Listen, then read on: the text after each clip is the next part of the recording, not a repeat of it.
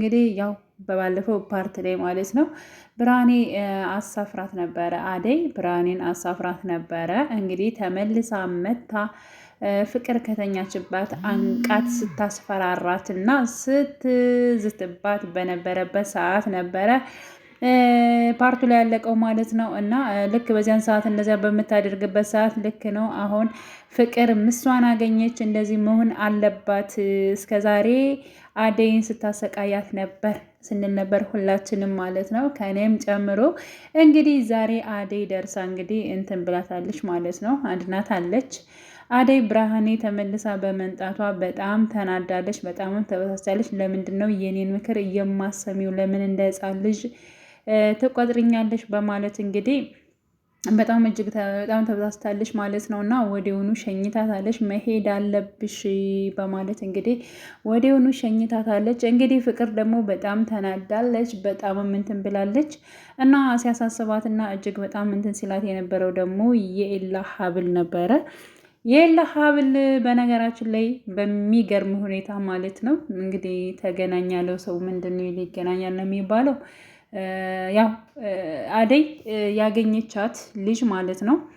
ያ ማለት ጃኬቱን የሰጠቻት መንገድ ላይ ስታለቅስ የነበረችው ልጅ እንግዲህ የኤላ የድሮ ፍቅረኛ ሆና ተገኝታለች ማለት ነው። እና ብራታ ጃኬቱን ልሽጠው ወይ በማለት በጣም ግራ እየተጋባች ባለችበት ሰዓት እንግዲህ ስትፈትሸው እንግዲህ ከኪሽ ውስጥ ሀብል ታገኛለች። ሀብሉን ደግሞ እጅግ በጣም ታውቀዋለች ማለት ነው። እሱም የማን ነው? ኤላ ነው። ኤላ ማለት እንግዲህ የልጅቷ የድሮ ፍቅረኛዋ ማለት ነው። እና በምን አጋጣሚ እንደተለያዩ ባላቅም እንግዲህ እሱ ወደ ውጭ በሚሄድበት ታይም ይሆናል። እሷም ደግሞ እንግዲህ ደህና ቤተሰብ እንዳላት ነው እንግዲህ በመጀመሪያ ማለት ነው ሲያወሩ የነበሩት በማስታወስ ደረጃ ማለት ነው። እና እሷም ደግሞ ሰው ቤት እየሰራች በአሁኑ ሰዓት ማለት ነው። በምን ምክንያት እንግዲህ በእሱ ምክንያትም ሊሆን ይችላል አይታወቅም ማለት ነው ምን እንዳሳለፉ። ግን ደግሞ የኤላ ፍቅረኛ ወይንም ደግሞ የእሱ ጓደኛ እንደሆነች ያው አሁን ላይ መጨረሻውም ሲገናኙ እሱም አውቋታል ማለት ነው። በዚያ ምክንያት እንግዲህ ከእሷ ጋር ገብቷል። ስለዚህ የኤላ ሀብል የትም አልሄድም እንግዲህ መልሶ ለኤላ ይመለስለታል ማለት ነው። ግን ደግሞ አደይ የሰረቀችው ወይንም ደግሞ ሰርቃ የሰጠችው በጣም እያስመሰለ መጥቷል ማለት ነው። ምክንያቱም ልጅቷ ራሱ ገና ስታያት ሊዲያን አደይን የምትባል ልጅ ታውቂያለሽ ወይ በማለት እንግዲህ ስትናገር ነበር ማለት ነው። እንግዲህ ሌላው ደግሞ ባርኮኔ ነው። ባርኮኔ አደይን እንደሚወዳት እንደሚያፈቅራት እንግዲህ በግልጽ ተናግሯል ማለት ነው። እስኪ ለረጅም ሰዓት ነው እንደ ጓደኝነት ቁጭ ብለን አላወራንም።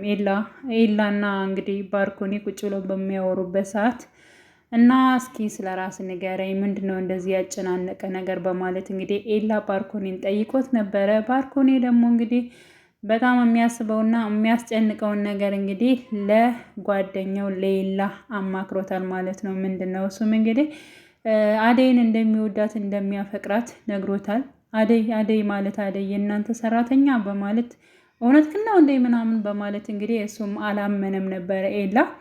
አዎ እሷን ነው የምወዳት የማፈቅራት በማለት እንግዲህ መልሶለታል።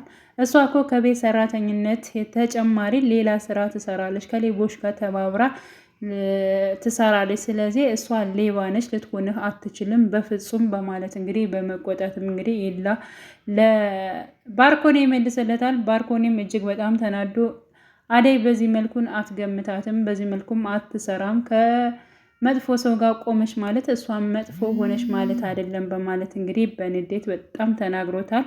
ወዲያውኑ ወጥቶም ሄዷል ማለት ነው። ኤላ ግን እንግዲህ የተሰማውንና በቃ ፍቅር የሞላችውን ነገር ነው ሲያወራ የነበረው ማለት ነው።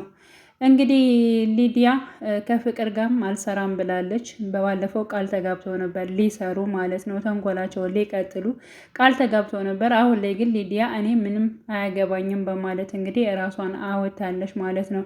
ይህ ሁሉ የምታደርጊው ሀብሉንም ራሱ ለሌላ መድረስ ያለበትን አንቺን ለሌላ ነገር አድርገሽ አሁን የልጁ ሀብል የለም በማለት እንትን ብላታለች ማለት ነው። እንግዲህ ዴቭ ደግሞ እጅግ በጣም በአደይ ፍቅር እየተሰቃየ እየተቆራመተ ይገኛል ማለት ነው። አደይ ደግሞ ተቀባይ ልታደርገው አልቻለችም። ያው ከምሰራበት እየመጣ እኔ ከአጠገብ የሆነች ራሱ እየራብሽ ነው፣ ስለዚህ እጅግ በጣም እየናፈቅሽኝ ነው፣ እባክሽን ተቀበይኝ፣ እኔ መሸከም ያንቺን ፍቅር አቅቶኛል እባክሽን በማለት እንግዲህ አደይን ጠይቋት ነበረ። አደይ ደግሞ እስኪ ፍቅርን ተመልከታት አለችው። እንግዲህ ፍቅር በጣም ትወዳለች፣ ታፈቅራለች። ስለዚህ እባክህን ለእሷ ደህና ልብ ስጣት፣ ደህና ፍቅርም ስጣት በማለት እንግዲህ እሷን ዘወር ብለን ለማየት ሞክር ብለዋለች ማለት ነው። አደይ እንግዲህ ስለ እሷ ሲያወራት ስለ ፍቅር መልሳለታለች። እንግዲህ ፍቅር እንደዚህ የምትበሳጨው እንደዚህ ኃይለኛ የምትሆነው ያንተን ፍቅር አታ ነው እና እባክህን ከጎኗ ልትሆን ይገባል በማለት እንግዲህ ነግረዋለች ማለት ነው። ፍቅር እንግዲህ በመጨረሻ ማለት ነው በቀለ ጋር ሄዳ ነበር። እንግዲህ አደይ እና በቀለ የሆነ ነገር እየሰሩ ነው። ስለዚህ አደይ ለበቀለ እንትኑን መልሳለታለች፣ የሀብሉን የኤላ ሀብል መልሳለታለች በማለት በጣም ተጠራጥራለች ማለት ነው። እሱም ሊዲያ ነሽ ይህን ነገር ያደረገችው አንቺ የሆነ ቀድማት አለው ስትይ እሷ ቀደመችሽ በማለት ጥርጣሬም ሰታት ነበረ። ስለዚህ ፍቅር ያሰበችው ደግሞ አሁን አውቃ ነው። ጃኬቱን ለማንም አልሰጠችውም፣ ግን ደግሞ ሀብሉን ወስዳ ለበቀለ መልሳለታለች ማለት ነው። ስለዚህ ከኔ ጋር በጣም ድራማ እየሰራችብኝ ነው በማለት እንግዲህ ከኩሽና ድረስ በመሄድ እንግዲህ ፀጉሯን በመጎተት ሀብሉን አንጪ እያለች ስትጠይቃት ነበረ። አደይ ደግሞ እኔ ምንም አይነት ነገር ሀብል አላየሁም፣ የት እንዳለሽ አላየሁም። ሲጀመር ካገኛችሁት ለምን ቀጥታ ወስዳችሁ አልሰጣችሁትም? ሌላ ነገር መስራት ምን አስፈለገ? ለምንስ ደግሞ ጃኬት ውስጥ አስገባሽው? ለምንስ እኔ እንድለብሰው ሰጠሽኝ? በማለት እንግዲህ ተናግራታለች። በንዴት እንግዲህ ያው ቀጥታ ወደ በቀለ ሄዳ ነበር ፍቅር ማለት ነው። እየሮጠች ቶስ እያለች ሄዳ ነበረ። እንግዲህ እዛ ሜዳ ጥፊዋን ቀምሳ ተመልሳለች። ሀብሉን አንጣ ብላ ጠይቀው ነበር። አንቺ አትቀልጂ፣ ሀብሉን አንጪ፣ አንቺ ራስሽ ካደረግሽበት ሂጅና አንጪ አላት። ከዛ እኔ ከአንተ ጋር ቁሜ የሚለፈልፈው አልመጥንህም በማለት እንግዲህ አንተ ደሃ ምናምን አለችው።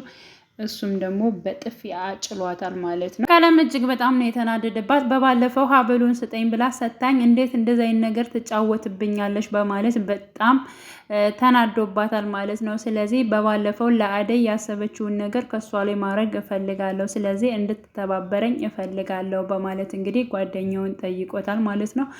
እሱ ደግሞ እንግዲህ ከእኔ ከአደይ ውጭ ምንም አይነት ሴት ማየት አልፈልግም ብሎ ነበር።